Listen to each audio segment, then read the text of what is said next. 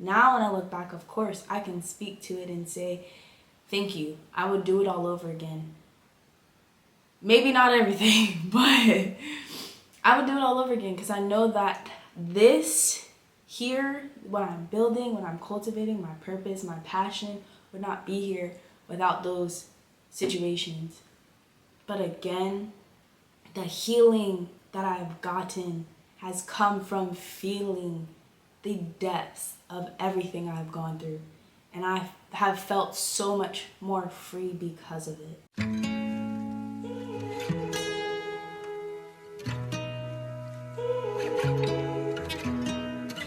I can see the stars align, dance around. Hey Lions, welcome back to the Lions Pride, and thank you so much for joining me today for another Lionhearted Conversation. I first want to give a huge thank you to everyone who tapped into the last episode for your support by sharing, liking, commenting, just for taking part and giving me your time. For those of you who are new here, my name is Precious Leone. I'm a certified life coach and wellness enthusiast, and I use my platform to share my experience as well as those of others to learn, heal, and grow the mind, body, and soul, both collectively and as individuals, so that we can be the best lions that we can be. Okay? If this is something you'd like to be a part of, go ahead and hit that subscribe button, share with your friends, your family. For today's Lionhearted Conversation, we are going to be talking about feeling to heal. Okay? It's a little bit heavier today, which is why I'm in my cozy fit. So go ahead, grab your tea, whatever beverage you decide that makes you feel the most comfortable. I'm going to read our quote of the day because I love a good tea with a quote. It says, in order to be remembered, leave nothing behind but love. And I think that's a beautiful way to set the tone of today's episode. Let's get into it. I'm going to be very transparent with you guys. This week, this season, it's kind of getting to me. I'm trying not to give it too much power, but between the lack of sun and the cold weather and just things slowing down, you know what? I'm having a revelation. This is why, as someone who is a busybody, I am always making plans, always filling up my calendar and my time, because once you sit down, that's where life is waiting for you at the door. Like, are you done running? Are you ready to face these feelings? Are you ready to face these issues?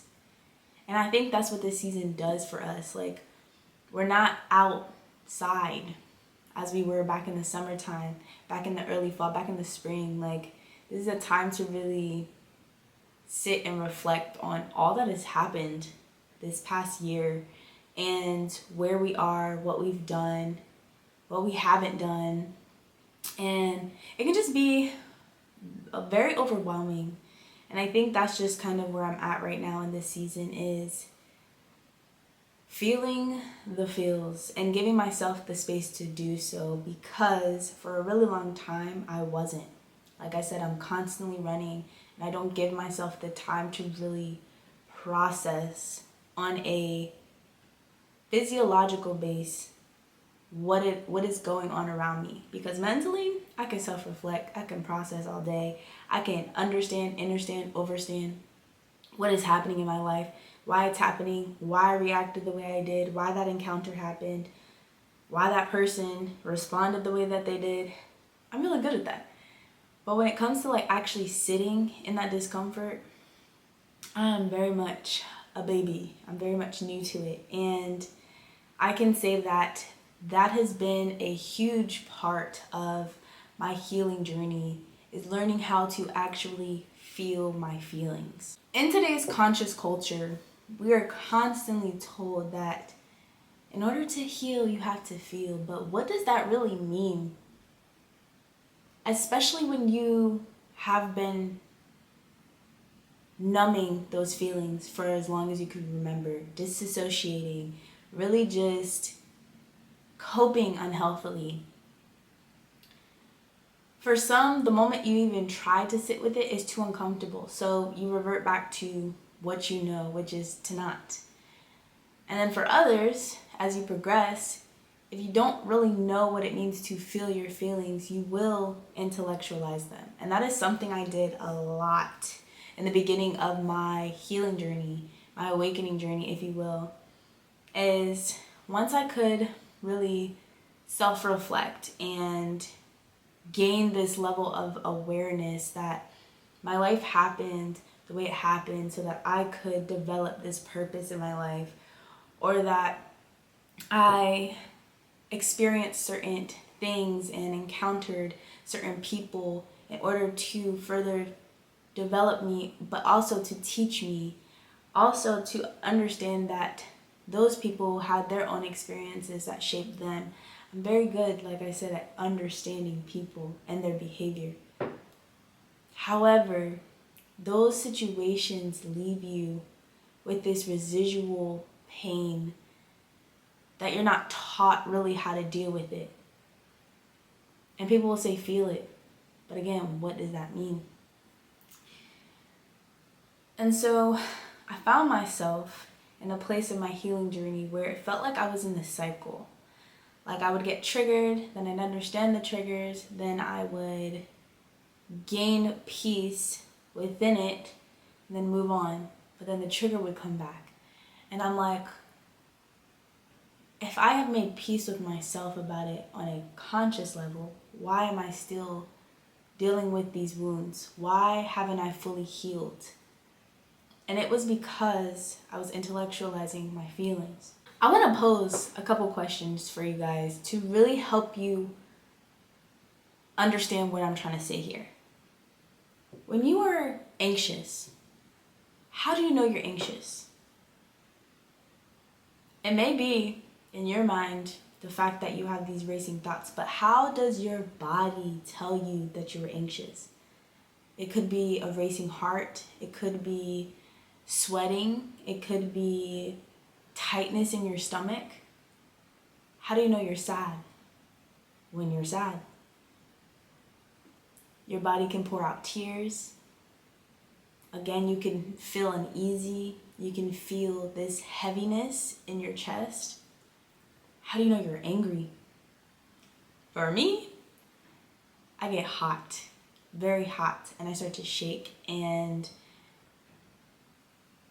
there's like this, my eyes get tight, and I can't explain it, but like everything in this vicinity just goes haywire in my face. Everything just, it wants to explode, essentially. But you see, in all of those examples, not once did my mind tell me I was mad, or that I was sad, or that I was anxious. I made the insight based off of the signals my body gave me. So essentially, to feel your feelings is to feel those body cues.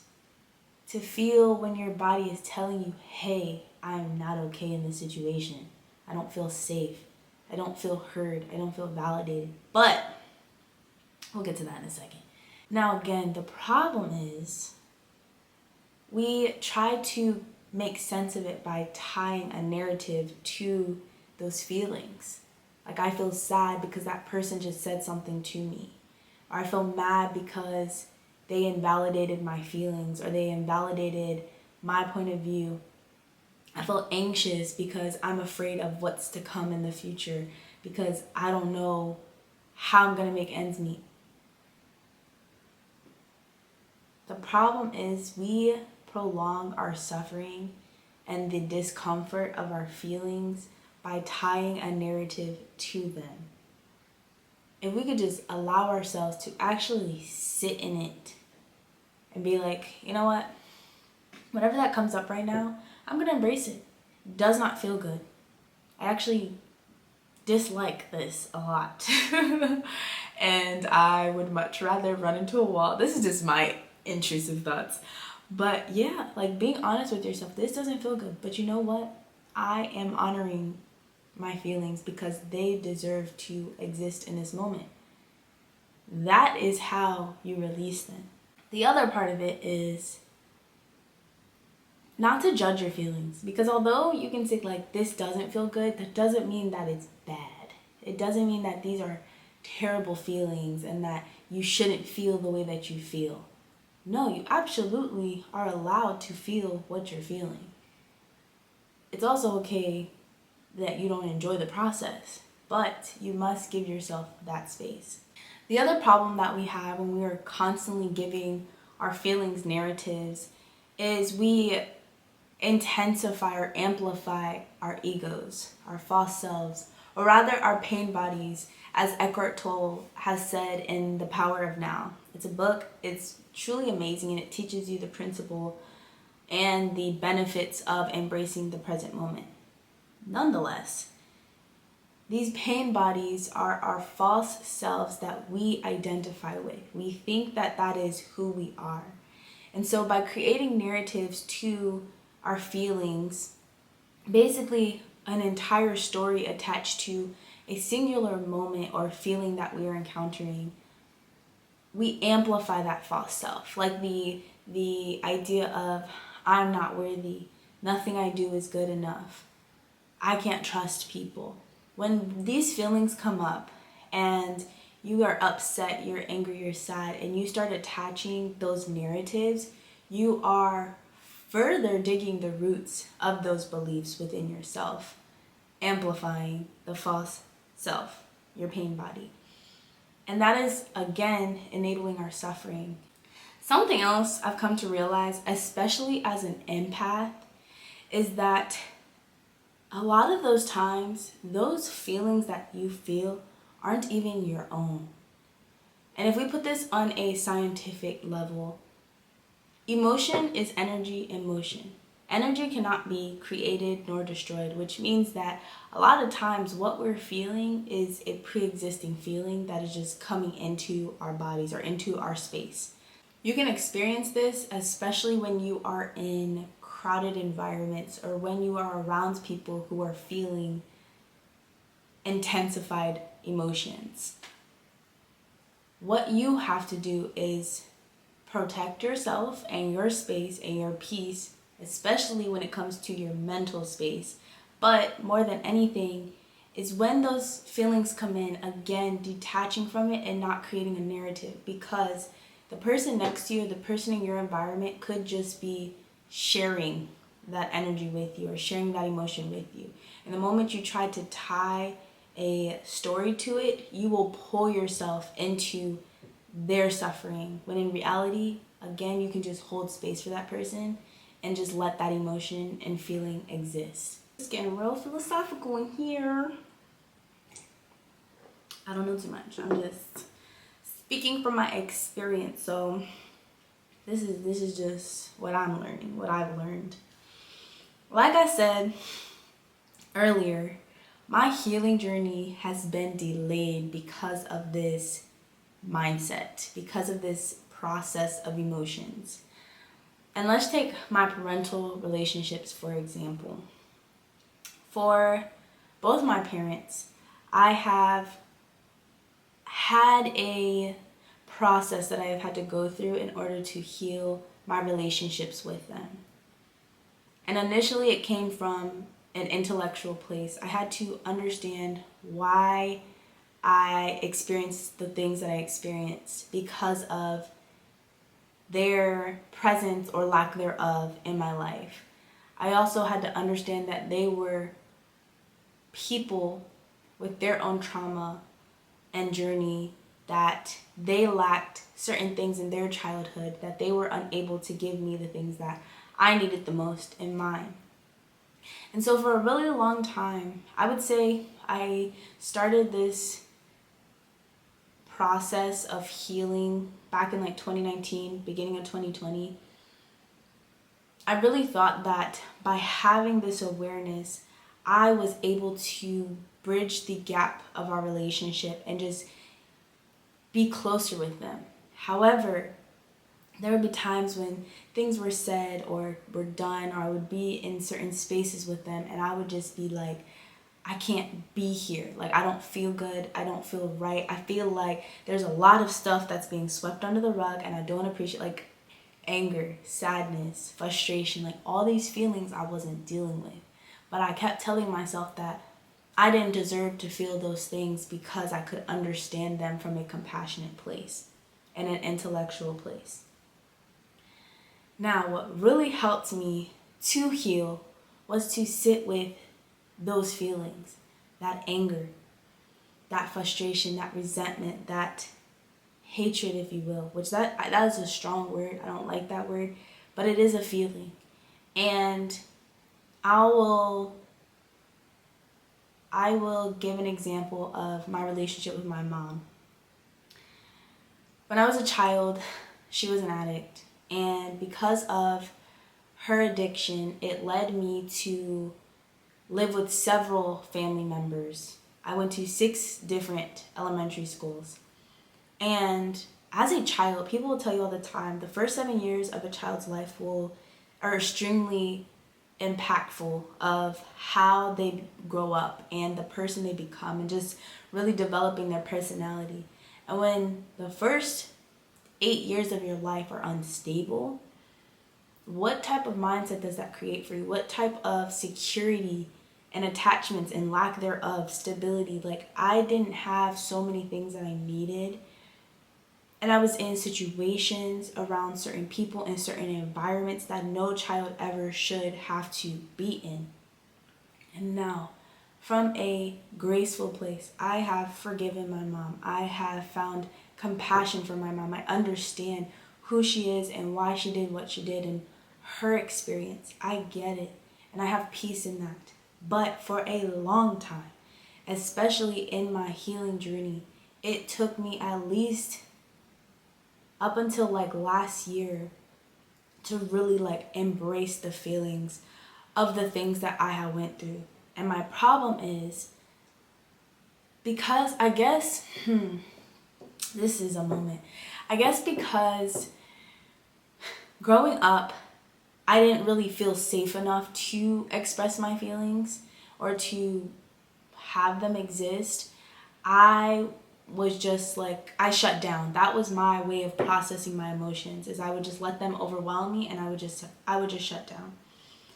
And I feel like also with the idea of like girls should be poised and kind and meek. Like, we're not allowed to be angry, especially the angry black woman stereotype. I have tried so hard to be light and to be positive and to not let those intense emotions get the best of me. I don't like seeing myself angry because I don't like the way it makes me feel, but also I don't like the damage that I can do when I get to those places. So I had a moment where I had met myself, and this sounds crazy, but I vividly remember like just sitting with my eyes closed, and I saw my inner child, like the younger version of me, and she was hurting.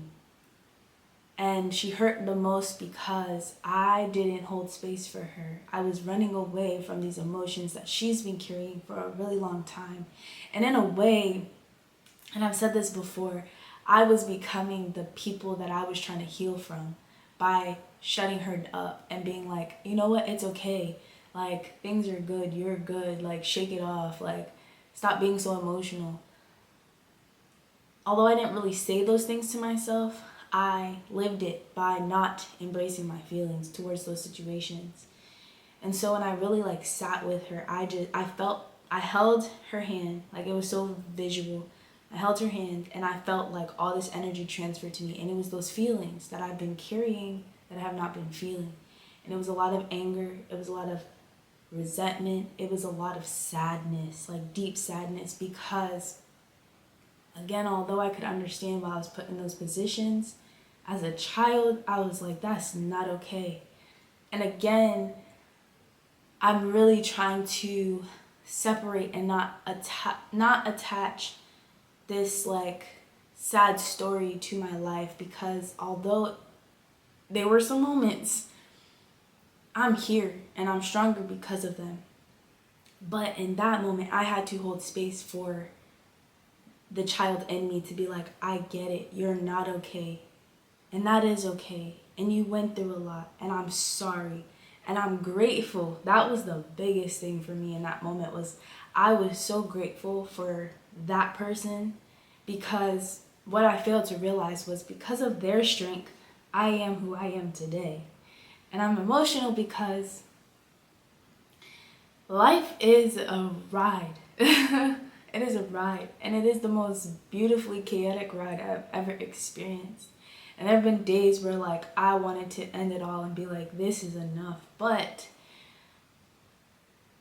really like being grateful for the person that you are to get you through the things that you have gone through. Like, I don't think we give ourselves enough credit. And so just embracing those feelings and expressing gratitude towards the younger version of myself, I think was the most healing part for me. Because for so long, I ran away from it. I did not want to acknowledge the pain that I felt.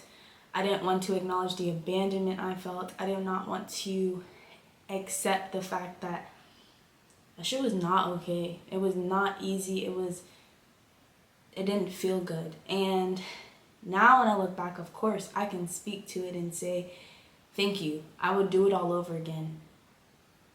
Maybe not everything, but I would do it all over again, because I know that this here, what I'm building, what I'm cultivating, my purpose, my passion, would not be here without those situations.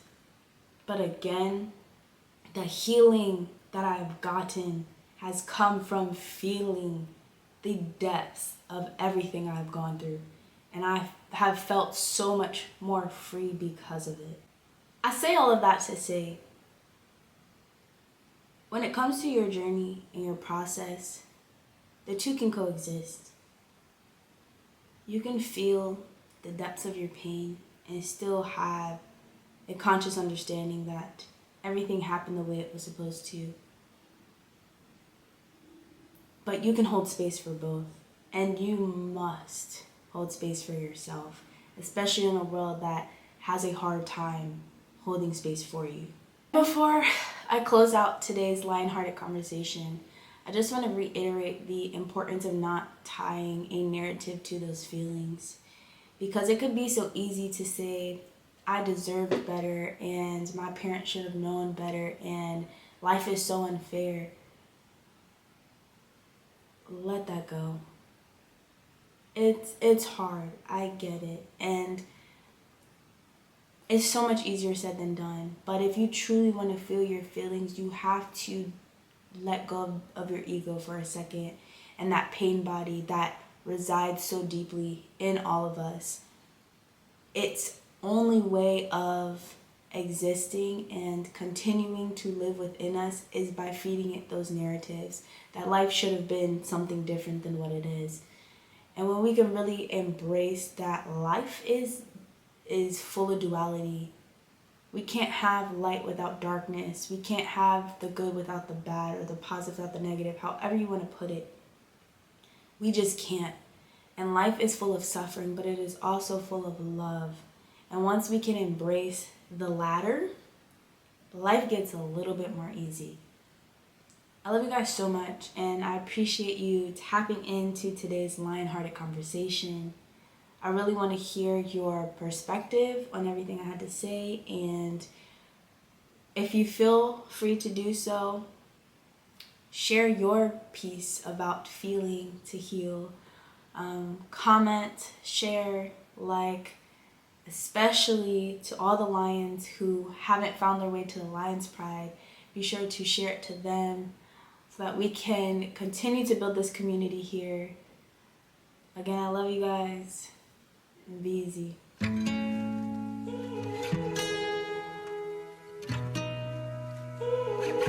It's gonna be alright. It's gonna be alright. Huh? We're gonna be alright. Do you hear me? Do you feel me? Do you feel me? Do you feel me? Do you feel me? We're gonna be alright. We're gonna be alright. Huh? Sorry. I don't like the way my head looks. We just gonna have to take the hoodie off. Okay. I don't know what just happened. Oh, what just happened? Here we are. Here we are. Here we are. Here we are.